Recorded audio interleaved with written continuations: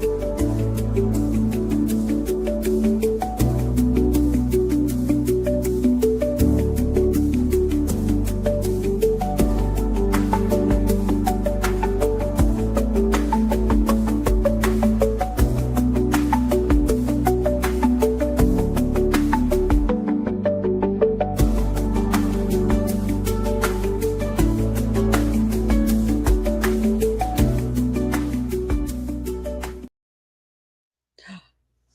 evening, everybody, and welcome to Chicks and Salsa. You got a little bit of Wednesday. Yeah. Da, da, da, da. I'm not a good dancer, so but hey, Yeah, we'll just act like it was really cool and move on. Oh, how about that? exactly. Both of us kind of went face down on that, but that's okay. So, Kari, how's your week started so far? I mean, I know yesterday was a big holiday, so. Well, I worked, so that's, but honestly, why not? Because I really was not going to be out doing anything. So I saved my time off to use at a different time, that magical PTO. Yeah, but it's raining again in my area. We need that. Yay, it's raining again.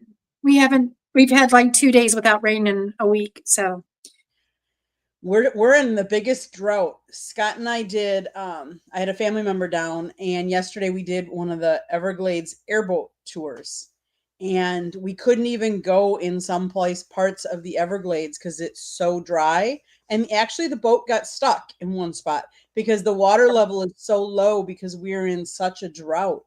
Really? Yes, it's really bad. So we need rain, although it doesn't have to rain when I need to get to and from the car and stuff like that. But hey, it can rain at night for hours. That would be perfect. Absolutely. I mean, when Plus, you don't and steamy here, hot, hot, hot. See, that is something I understand only. Well, like we get that like starting late June into through August is like you walk outside and this kind of hair, it's a no-go. It's a no-go. We'll just act like that's what I do and move on. Yeah, I So get you had family down, I hope for a good reason, and enjoy. Yeah, they were just down to visit. They're actually visiting friends on the other side, and they have a wedding to go to next weekend. So they came down. They came over on our side of the state for 2 days, and so we did a good dinner out the night before, and then yesterday we did an Everglades tour, which they had never done. So they got to see some alligators. Nice. Yes, exactly. And it's just some nature, and like just relax on a boat and let them go. That's one thing that I wish we had done when we were on our cruise that we had the layover in Miami, because they did have an opportunity to do an Everglades boat. But me being who I am and anxious and all kinds of other things added into it, I said, well, next time. So now we're just going to have to make a trip down to do an Everglades. You're going to have to come down, make a trip, and we'll do it together. Maybe that's why I was saving it, is so I could do it with you. There you go. There we go. Absolutely. That would be fun. Absolutely. And I feel like it'll happen sooner than later. All right. So let's get down to nuts and bolts, shall we? We shall. Well, there was a big injury, I think. The WNBA, there's someone, I don't know. What was her name? Oh, yes. Caitlin Clark. She has a quad injury on her left leg. It's being said tightness. I'm not really sure exactly what they have decided it is, but they're going to let her rest for at least 2 weeks to see and get her healed back up. Unfortunately for Caitlin, that does take and the WNBA, because I found this article this week.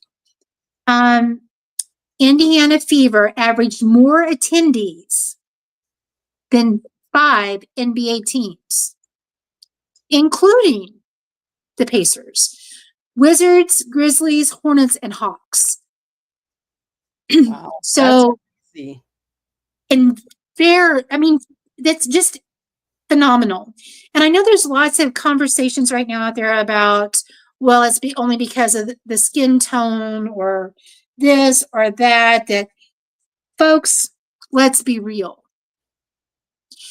There are women in the WNBA that are far more decorated. Paige is what I'm thinking of right off the top of my head than Caitlin is. However, as your sport grows and your Hi, George. oh, hi George, and as the name recognition grows for not only the WNBA but the people that are in the news. So you've got Caitlin Clark, and you've got Ajay Wilson, and you've got all these names that for some people these are their first indoctrination to the league itself. Angel Reese being another one that, someone that is now a mainstream name. That doesn't mean that that's the reason why, just that the popularity of the sport is growing. The Liberty was sold for 100, it was in the thousands, and now it's worth millions.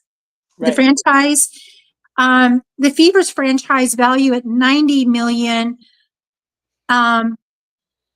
was slightly less than the estimated league average. It is now closer to $340 million value.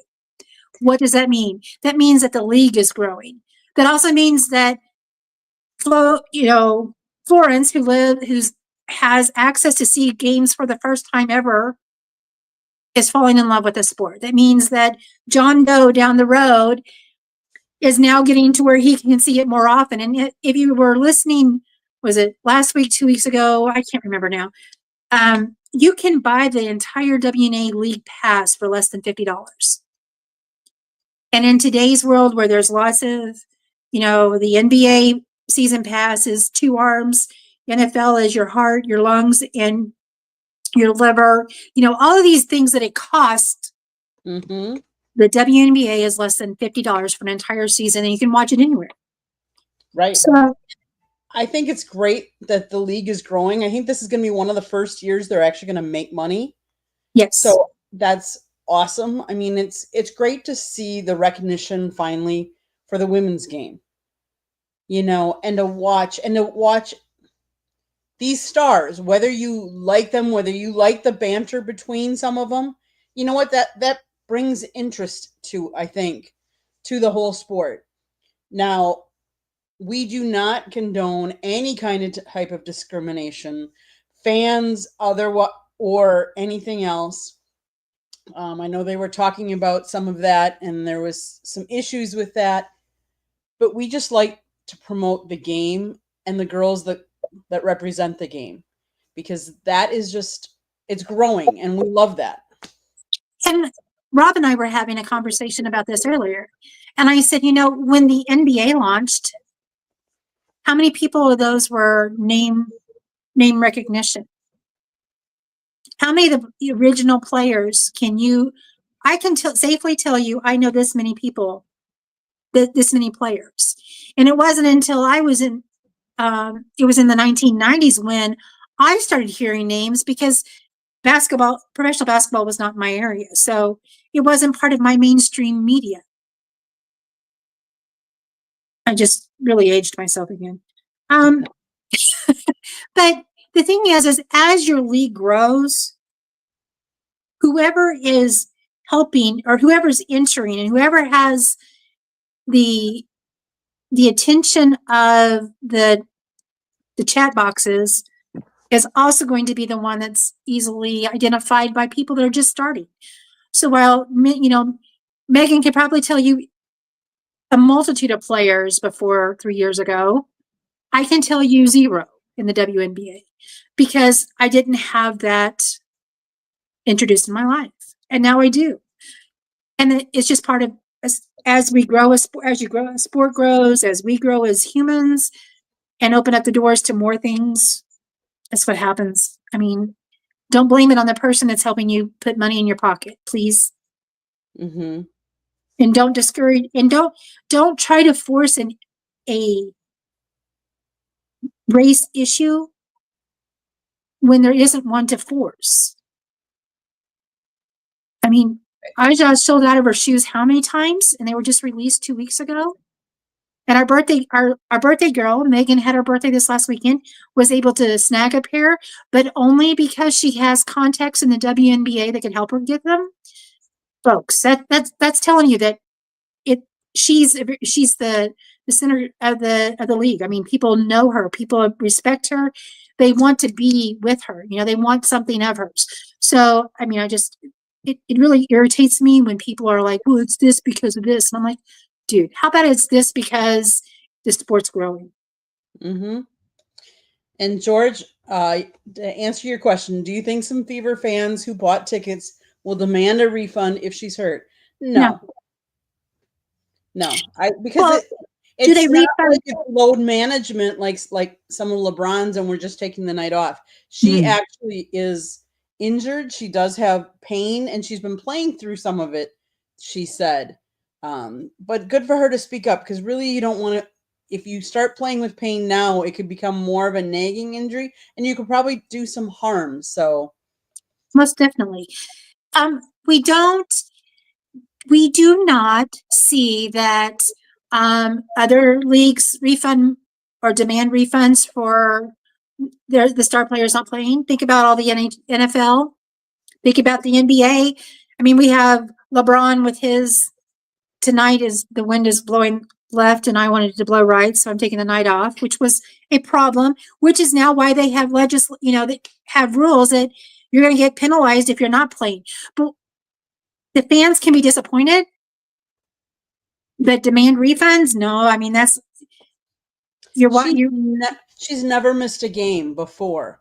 In her first year in the WNBA and all of her seasons at all four of her seasons at Iowa, she appeared in 139 contests over the 4 seasons. So, I mean, it happens. And yes, it's bad luck if you bought a ticket and you bought it just because of her, but go and enjoy the product that's out there. it's not like she's not going to be there anyway on the bench. She's just not Right. going to be on the court. So, well, yeah, no kidding. The Warriors that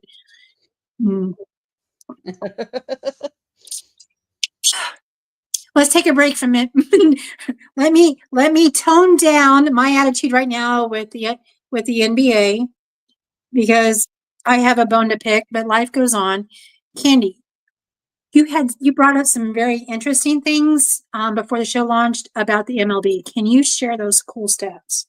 Oh yeah. So not too long ago, uh Bryce Harper exited Tuesday's game against the Atlanta Braves with a bruised elbow after being hit by a pitch from Spencer Strider in the first inning. His initial x-rays came back negative already, but he kneeled over in pain and was helped off the field by trainers after being hit by a 95-mile-an-hour fastball. I can't imagine. That is just ouch, ouch, ouch. Didn't he have shoulder surgery? So I wonder if it's the same shoulder, elbow on the same shoulder, the same Yeah, I don't arm. know. Because wasn't that why he was out Mm-hmm. last season, but the 2 seasons ago? I believe so. Yes. Yes. So that's kind of frightening as far as the Phillies fans go, and then just general fans of the MLB. If you're like that, where you watch players as opposed to just the team, kind of scary thought. Hope it is nothing, and he Right. is back soon. Spencer threw at him intentionally. Fans should get a refund. There we go. Yeah. Thanks, Ji. You Jay, always bring a laugh to me. Jay. I blame Candy for the Orioles having a losing record. Ugh. Sorry, Jay. Yeah, it's nothing to do with their staff or any of that. I would definitely say it's Candy. Good call on that, Jay. So I have to bring to light, and we all know that I'm not I'm from Wisconsin, so I'm a Milwaukee Brewers fan. We all know that. But I watched a whale of a game this past weekend, and it happened by the league leading Detroit Tigers of all teams. They are the league leading. I've witnessed a lot of different games, and this is AJ Hinch, their manager, talking about it. I've been around no hitters, some of the most epic performances.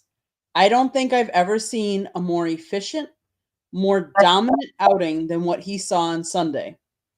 Tarek Skubal started against the Cleveland Guardians, and he was pitching for the Detroit Tigers. He threw a 2-hit, 13 strikeout shutout on 94 pitches, complete game to win 5-0 over the Guardians.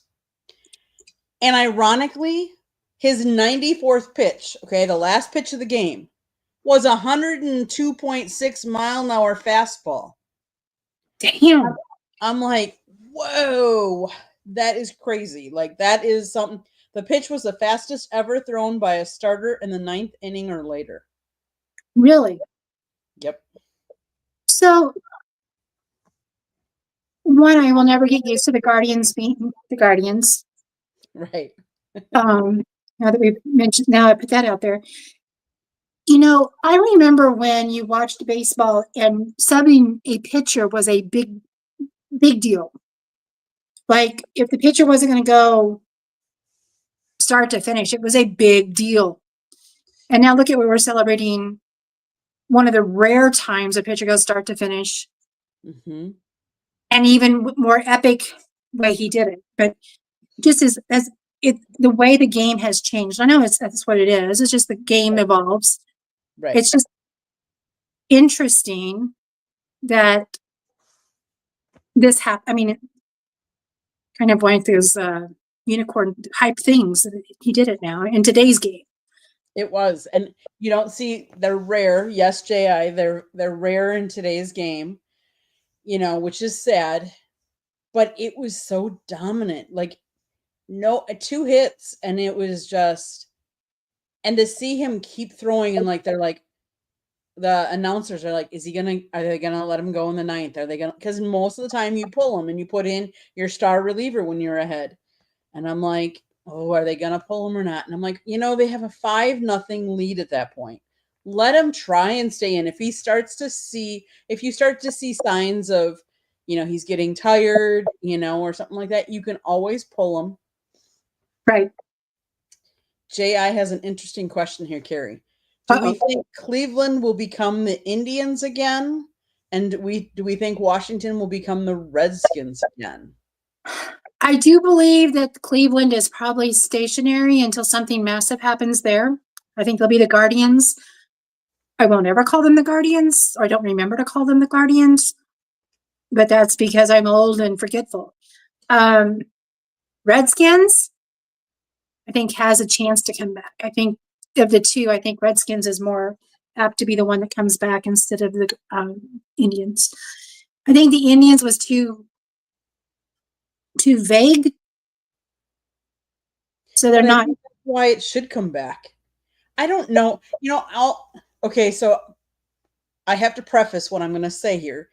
I grew up, when I went to school, my mascot at first was the Titans, and then our schools merged, and we ended up being the Indians.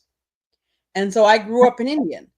And ironically, the subdivision that I lived in when I was growing up was Hiawatha Estates. It was an Indian subdivision. So all the names of the streets were Indian names. So there was like Teepee Court, Pocahontas Drive, Red Cloud Court, Papoose, Pontiac. So honestly, when I think of mascots, I don't think of that as something you'd be offended by. I think that's something you aspire to, you cheer on. You're like, it's a happy thing. So why we had to change all of this is beyond me. But see, I think it comes back to those that have little interest in the sport and the history, and more interest in making waves. Yeah. or righting wrongs that weren't necessarily a wrong. Mm-hmm. I just see that there's a local town just 15 miles from us that they're the Stratford Indians, and they, nothing they do is disrespectful as far as the logos and such. So I don't think that's it. But then if you think back to the different logos that Cleveland had, they're a little more, instead of being more realistic, they were more cartoonish. Right. So that may be, that's where I'm like, I don't know, unless something drastic happens in Cleveland and they become this big contender. Maybe that's what drives it to go. I think that with Washington, the football team, Mm-hmm. I think they have a better chance, especially with the new ownership and the way things are progressing in their division and in their rebuild and all of that. I see that as a closer put in as going back to the Redskins. I wish they would. I wish they would let. I wish people could set aside what they feel it is doing and let history speak for itself. Right. Not everything is all roses. Nothing is. There's no part in our history, no nationality in in the world history. No one has a rose on their bonnet, except for maybe some of the tribes that we've never. They're deep in the Congo or wherever. But even then, if it's a nomadic tribe, they're not. They're doing something to survive.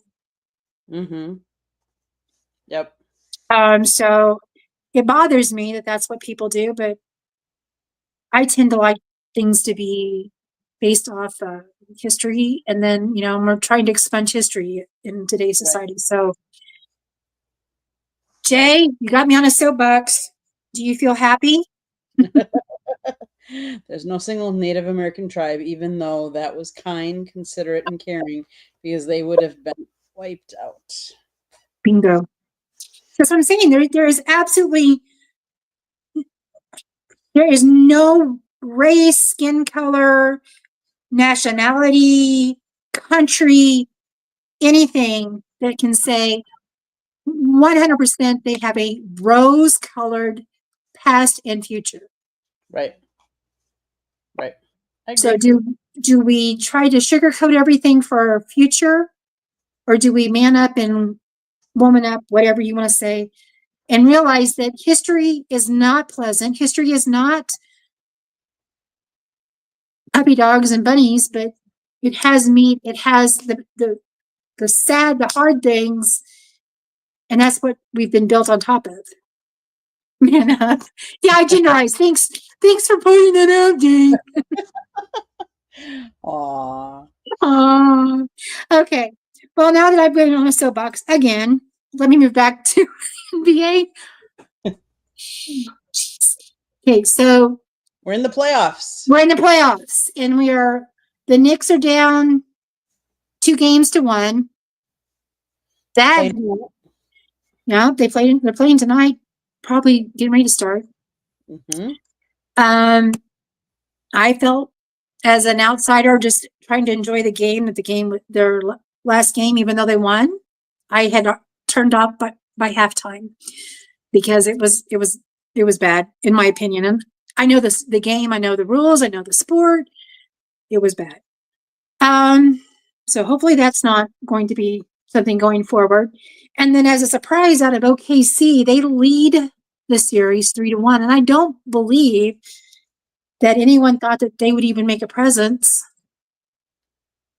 And we're kind of selling them a little short. So I'm kind of excited for the Thunder. I think I'm gonna bandwagon that one as far as it goes.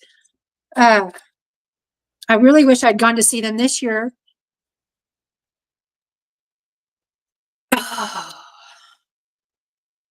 Yeah. I'll be honest, I was rooting for the Knicks because I don't know. There's something about it that's kind of cool. That said, last time they won was in '73, so I kind of equated that with my it's a established um established team. They've been around forever. Always, all of that, and to see them finally 50 years later, kind of like the Chiefs showing up 50 years later. Mm-hmm. I think that I was correlating those two, but I think I don't know. What do you think on that one? I don't have. I think the pace, like J.I. said, Pacers are a gritty team that have come a long way in a short time. Um, a final with no coastal team is not what the NBA would typically correct, because I don't think the ratings are going to be the same if the Knicks don't make it, because you're going to be talking about, you talked about Indiana's one of the lowest teams for as far as attendance. I don't see OKC being, and Minnesota isn't. They're not that your typical, what should I say, blue blood basketball. You think of like Celtics, the Lakers. You think of those. So it's not an NBA final. I don't think that they'd like. I'd like to see Indiana. Most of you probably don't know, even though I always say I'm from Wisconsin. I technically was born in Indiana. I lived there for a year and a half of my life. So, none of these teams have won in a long time. Well, so the Knicks are the only one that has won the championship, and these other three are expansion teams that have never been to the championship. Mm-hmm. So it's going to be an epic storybook ending in that fact that all the Cinderellas are there, whatever. Right. I agree though, if they don't have a coastal, because they won't have as big a draw on the coast. Mm-hmm. Which is where the NBA resides, if you think about it. Mostly it's on the east or west, so It's an interesting thought. It is. So let's gear over, because there's another playoffs happening right now, and it's the NHL. So tonight, the Edmonton Oilers take on the Dallas Stars. Oilers lead the series 2-1. I honestly think Edmonton's going to take this. And then, if you guys don't all know, last night the Florida Panthers took on the Carolina Hurricanes. The Panthers are up 3-1. The Hurricanes finally won a playoff game last night. It was the first time they've won since their coach played in it the last time back in 2006.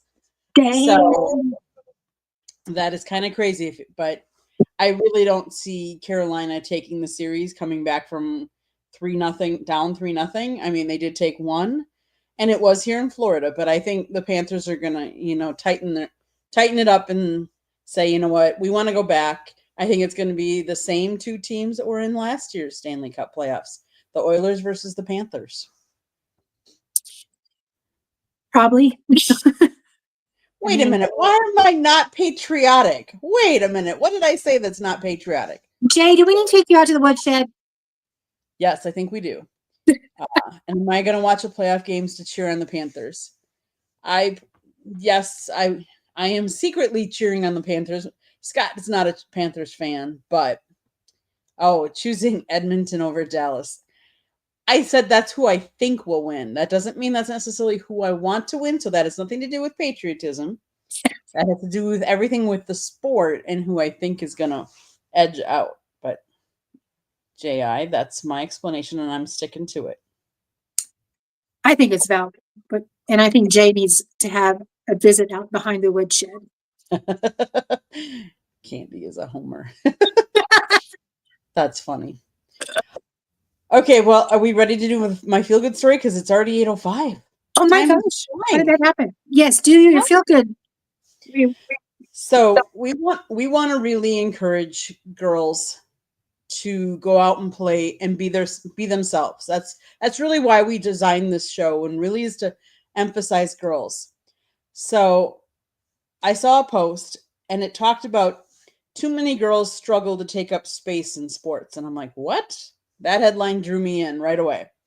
This week, Carolyn Pickens threw the fastest pitch in NC2A softball history at 79.4 miles per hour.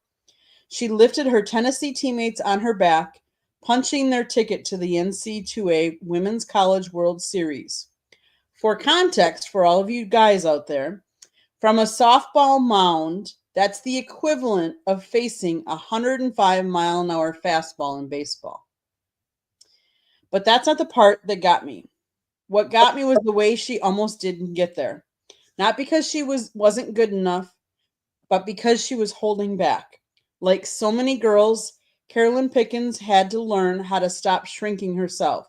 Not her talent, her presence. The celebrating, the fire, the fearlessness. Full out version of herself. She once said she didn't always show her emotions after a big moment because she didn't want others to feel bad. She didn't want to be too much. To reach the next level, a coach intervened. She noticed Carolyn was holding back. She gave her the words, the permission, the push to stop playing small and start owning what was already inside her. And from there, everything clicked. She let go. She showed up. She shined. Oh, and she didn't do it by playing one sport 12 months a year. She played basketball, volleyball. She is the epitome of what it means to be a multi-sport athlete.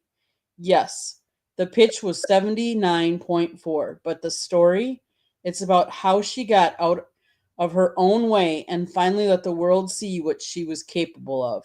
And maybe, just maybe, that's what our girls need most from us. The reminder that it's okay to take up space, to want it, to go for it, and to let it show. So often across sports, across life in general, you hear, she's too much. I have been told my entire life, you talk too much, you do this too much, you're this too much, you're that too much. I know you have. I mean, it's something that is just happens in society. And the fact that she was able to have someone stepped up in her life and said, screw the too much, be you. Mm-hmm. And that's the one thing that I hope that our show is, because we were too much and would need male guidance. We were too much to have success. We needed men to run our channel. We were too much, and the list goes on.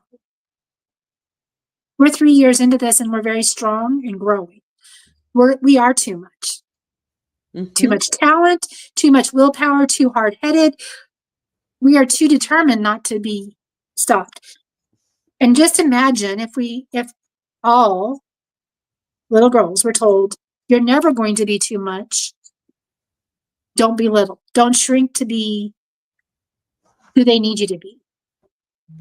I think that's beautiful. And J.I., what I would say, do you think women handle the feedback differently than men? I think it's completely dependent on how the feedback is given for both sides. How it's given, how it's delivered, the tone in people's voices. You know, men get negative feedback all the time, but often fight through it in a different way than women do. And that's true. I would say that, you know, they fight through it in a different way, but women get negative feedback all the time. And too often they're told, you know, that's something men do. That's something men, you know, a women's job is this. And the old standards, women's job was, you know, to cook, clean, do those kind of things, you know. And no, now it's okay for you to go out into the world and be whoever you want to be. I wanted to be in the sports world. I wanted to be a sports information director. I thought that would be a really fun thing. I mean, that was where I wanted to be. In college, my work study program was in the SID's office.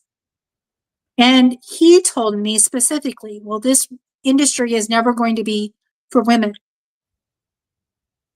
I was 19 years old and I was told what I thought I wanted to be because I'd done stats for the high school guys. I was totally entrenched in this, right? Mm-hmm. I grew up, and all of my best friends were mainly male, and they were involved in the sports. So I just tagged along a lot, but I was never going to make it. And so things are different now. Things are much different now. And we have people like Holly Rowe, and the list can go on, of who opened doors and pushed through that would not have been to get us to where we are today. Jay, I don't think that it was a great story, and I love Candy Found It. I think that that's the part that we all kind of can work on is, why are we trying to dim anybody's switch? Right. Why are we trying to damper somebody's dreams? Mm-hmm. What does that gain you? Doesn't gain me anything to tell Candy she shouldn't do this. Why would I do that? I'm going to say, Candy, you're the best. I'm going to put the crown on her head, and I'm going to cheer for her. And right back at Kari. I mean, I cheer for Jay. I cheer for anyone that's pursuing their dream. Right. I just feel that we try to limit people and label the too much. And yes, I speak from a woman's point of view. True. Oh, yes.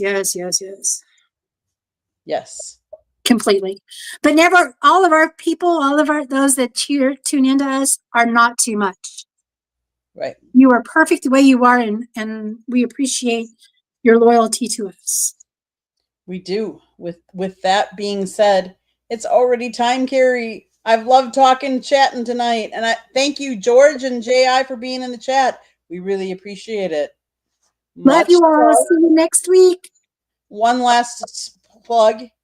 My husband wrote a book. Please go out and buy it. It's available on Amazon, Barnes & Noble, Kindle, Google, and Apple Books. It's called Lessons from the Microphone, Tuning into the Enduring Wisdom of Visionary Leaders.